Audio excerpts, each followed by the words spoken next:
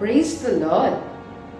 பிரியமானவர்களே, வேதாகமத்திலே மார்த்தாள் மரியாள் உடைய சகோதரனாகிய லாசருவை குறித்து நாம் பார்க்கிறோம்.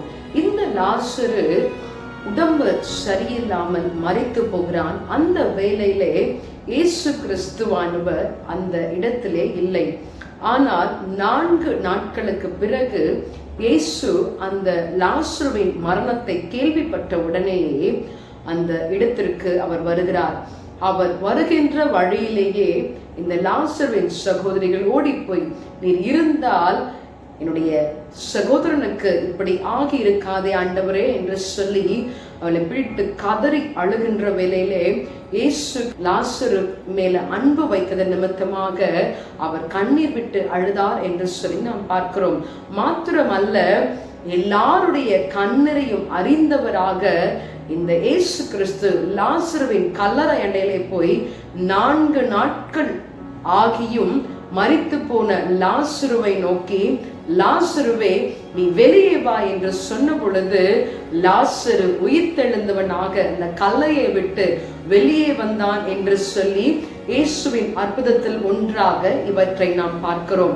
பிரியமானவர்களே, நம்முடைய வாழ்க்கையிலும் கூட எந்த நேரத்தில் நமக்கு என்ன உதவி செய்ய வேண்டுமோ நம்மீது அக்கறை கொண்டவராக அப்படி அவர் செய்து முடிக்க வல்லமை உள்ள தேவனாய் இருக்கிறார்.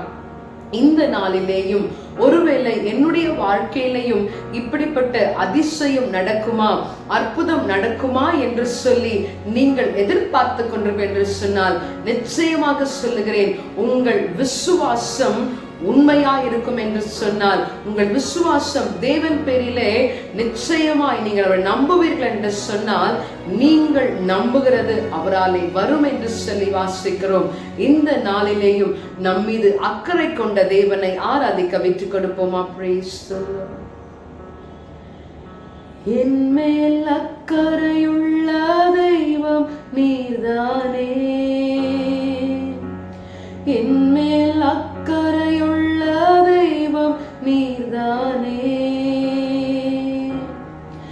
என் தாயை விட என் தகப்பனை விட நான் நேசிக்கும் ஒருவரை விட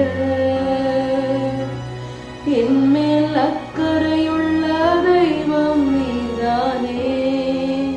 ஆம் ஆண்டவரே, நீ மார்த்தாள் மரியாள் லாசருவின் மேல கொண்ட அக்கறையின் நிமித்தமாக ஆண்டவரே மரித்து 4 நாட்கள் ஆகியும் ஆண்டவரே மக்கு ஸ்தோத்திரம், கல்லறையிலே வைக்கப்பட்டிருந்த லாசருவை நீர் உயிர்ப்பிக்க முடியும் என்று சொன்னார்.